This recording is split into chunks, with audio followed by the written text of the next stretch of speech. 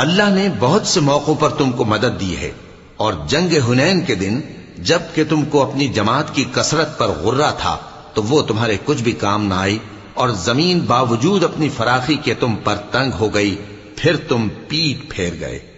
پھر اللہ نے اپنے پیغمبر پر اور مومنوں پر اپنی طرف سے تسکین نازل فرمائی، اور تمہاری مدد کو فرشتوں کے لشکر